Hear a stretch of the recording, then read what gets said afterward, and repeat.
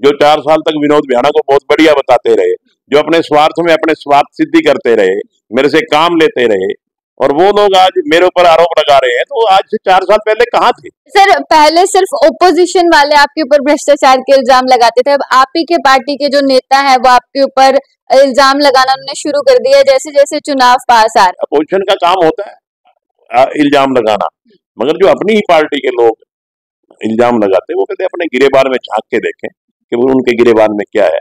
ऐसे मिथ्या आरोप लगाने से ऐसे टिकटें नहीं मिला करती कि आप किसी के ऊपर मिथ्या आरोप लगा दोगे, कोई वैसी बात कर दो, ऐसे टिकटें थोड़ी मिलती। टिकटें लेने के लिए 5 साल तक जनता के बीच में रहना पड़ता है, जनता के बीच में जनता की सेवा करनी पड़ती है। आप 4 साल तक तो अपने स्वार्थ सिद्धि करते रहो, और फिर 4 साल बाद अगले 5 साल 4.5 साल बाद अगले को इल्जाम लगाना शुरू कर दो। चौक को लेके भी कृष्ण चेयरमैन जी का एक बयान आया है कि जो घोड़े लगाए हैं उग्रवादियों का रूप लग रहे हैं, कोई शांति का प्रतीक लगाना चाहिए। जैसा है, जिसकी जैसी मंशा होती है ना, उसको वही नजर आता है। हो सकता है उनके दिमाग में उग्रवाद ही फैला हुआ हो। सर, ये जो लोग आपको छोड़कर गए हैं, क्या इन्हें आपका जो जहाज है वो डूबता हुआ दिख रहा है? क्या ये मान चुके हैं कि अब की बार आपकी टिकट कट जाएगी? नमस्कार, मैं तान्या मेहता और आप देख रहे हैं मेन मुद्दा है। फिलहाल मेरे साथ हांसी से माननीय विधायक विनोद विहाना जी मौजूद है। नमस्कार सर। नमस्कार तान्या जी। जी सर, चुनाव को 2 महीने रह गए हैं, 2 महीने बाद आचार संहिता लग जाएगी। हांसी के लिए क्या क्या और नए प्रोजेक्ट्स जो हैं वो इन 2 महीने में सोचे हुए हैं? ऐसा है, प्रोजेक्ट बहुत सारे दिमाग में है, मगर पहले मुंह से निकालना, क्योंकि समय कम है, सिरे ना चढ़ पाए फिर लोग कहें जी झूठ बोला है। मैं ऐसा कोई भी प्रोजेक्ट आपके माध्यम से जनता को नहीं कहना चाहूंगा कि ये काम हो जाएगा, मगर इस समय बोलना इसलिए उचित नहीं है। कुछ भी हमने किसी को खामखा के सबज बाग नहीं दिखाने। जो हम कर पाएंगे वो जनता के सामने आ जाएगा, और जो नहीं कर पाएंगे वो बाद में करवा देंगे। बहुत कुछ चीजें हैं पाइपलाइन में, और जल्दी ही जो हम कर पाएंगे वो जनता के सामने होंगी। जनता खुद देख लेगी कि ये काम हो गए। सर, आपने पिछले 4 सालों में जिन लोगों का बहुत साथ दिया, जिनको इतना मान सम्मान दिया, आज वही लोग आपको छोड़कर जा रहे हैं, तो किस तरीके से देखते हैं इसे, क्या कारण मानते हैं? देखिए, हर आदमी, मैं समझता हूँ कि आज के दिन जो इस किस्म का काम करते हैं वो स्वार्थी लोग होते हैं, और अपने स्वार्थ में 4 साल तक तो नमस्ते जी, आओ जी, आओ जी, और जब वो स्वार्थ हल हो जाते हैं, और जब ये लगता है कि अब इसको जरूरत है हमारी, जब वो अपनी दूसरी भाषा बोलनी शुरू कर देते हैं। चलो, मैं तो ये करता हूँ कि भगवान उनका भी भला करे, हमें इस बात से कोई फर्क नहीं पड़ता। जब भगवान हमारे साथ है तो हमें किसी चीज की कोई दिक्कत है नहीं। तो सर, ये जो लोग आपको छोड़कर गए हैं, क्या इन्हें आपका जो जहाज है वो डूबता हुआ दिख रहा है? क्या ये मान चुके हैं कि अब की बार आपकी टिकट कट जाएगी? पहले सिर्फ कांग्रेस पार्टी से इतने सारे दावेदार थे टिकट के, लेकिन अब बीजेपी की लिस्ट भी बढ़ती जा रही है जैसे जैसे चुनाव पास आ रहा है। ऐसा है, टिकट मांगना हर आदमी का अधिकार है, और पार्टी बड़ी सोच समझ के टिकट देती है, और पार्टी के पास एक फार्मूला है कि वो सबसे पहले विनेबिलिटी देखती है कि कौन जीतने वाला कैंडिडेट है। तान्या जी, आप भी टिकट मांग सकते हैं, आपका भाई भी टिकट मांग सकता है, टिकट मांगने से कोई मना नहीं कर सकता। वो पार्टी का फैसला है, और जो पार्टी का फैसला वो हमें मंजूर है। तो मुझे नहीं लगता कि कोई मुझे नहीं लगता कोई सीरियस कैंडिडेट बीजेपी की टिकट मांग रहा हो। अगर मांग रहे हैं तो कोई बात नहीं, मुझे कोई दिक्कत भी नहीं है। वो तो पार्टी ने फैसला करना है, वो ना तो इन टिकटार्थियों ने फैसला करना, ना आपने ना मैंने फैसला करना। वो तो जो पार्टी चाहेगी जिसको चुनाव लड़ा देगी। तो मतलब आप इस मुद्दे को इतना सीरियस नहीं मानते हैं? 1% भी नहीं, कोई मुद्दा नहीं, कोई सीरियसनेस नहीं, कोई मुद्दा है ही नहीं, ये कोई मुद्दा है ही नहीं। तो मैं तो कुछ भी इसको हल्के से ले रहा हूँ। ठीक है, हर आदमी को अपना बात कहने का अधिकार है, टिकट मांगने का अधिकार है, कोई किसी को मना थोड़ी कर सकता है।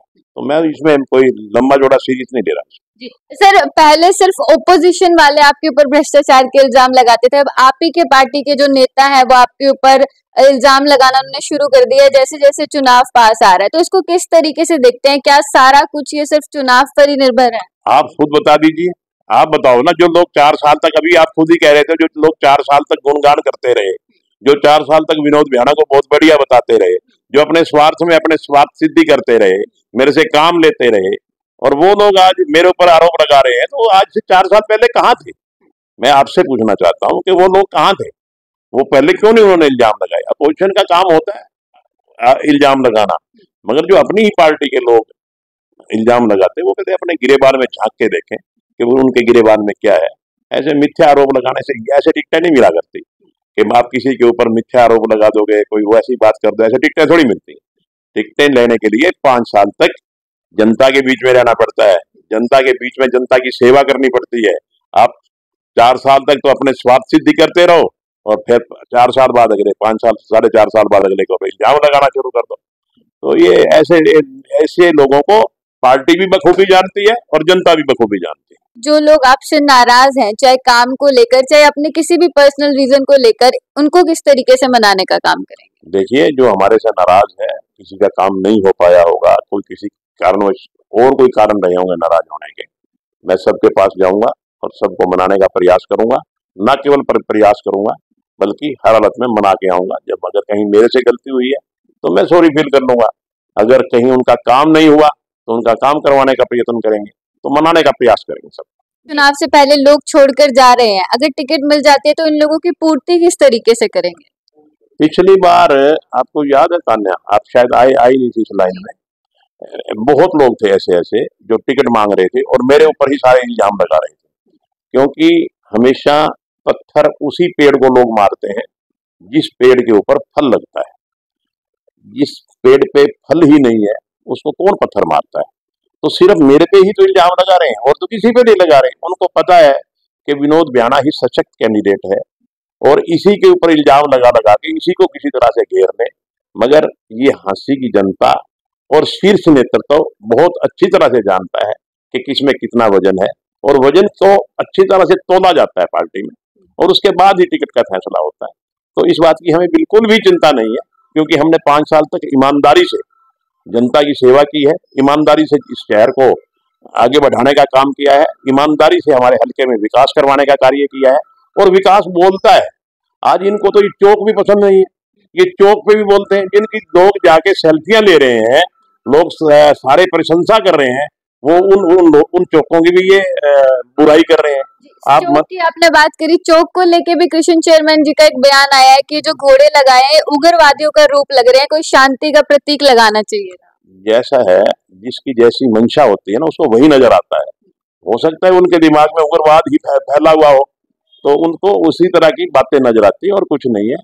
सारी जनता पसंद कर रही है। आप शाम को जाके देखिए, फुहारा चलता है, लोग फैमिली समेत विद फैमिली वहां सेल्फी लेते हैं, लोग बड़ा आनंद करते हैं।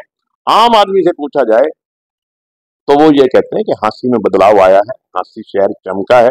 न केवल हांसी के लोग बल्कि बाहर के लोग भी आते हैं, तो वो भी बड़ी भारी प्रशंसा करते हैं कि हांसी में अब हांसी शहर जैसा लगने लग गया, पहले हांसी कस्बा लगता था।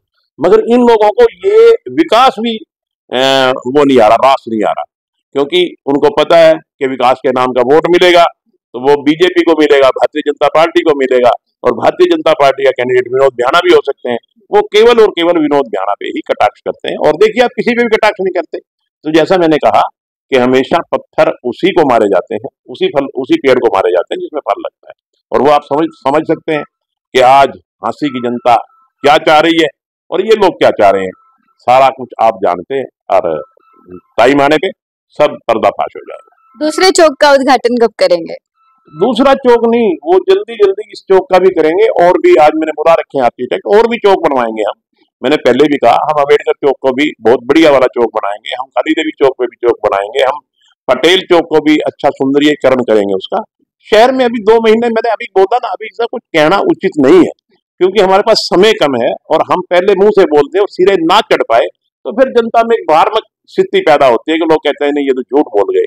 तो हम ऐसा कोई झूठ नहीं बोलना चाहते। मैं आपको ये बताना चाह रहा हूँ बार बार कि हमारे बहुत से प्रोजेक्ट हमारी पाइपलाइन में है, जितने सिरे चढ़ पाएंगे वो जनता को सामने नजर आ जाएंगे। धन्यवाद सर। तो आप सुन सकते हैं, अपनी राय कमेंट सेक्शन में जरूर बताइएगा। जुड़े रहिए मेन मुद्दा है के साथ। धन्यवाद।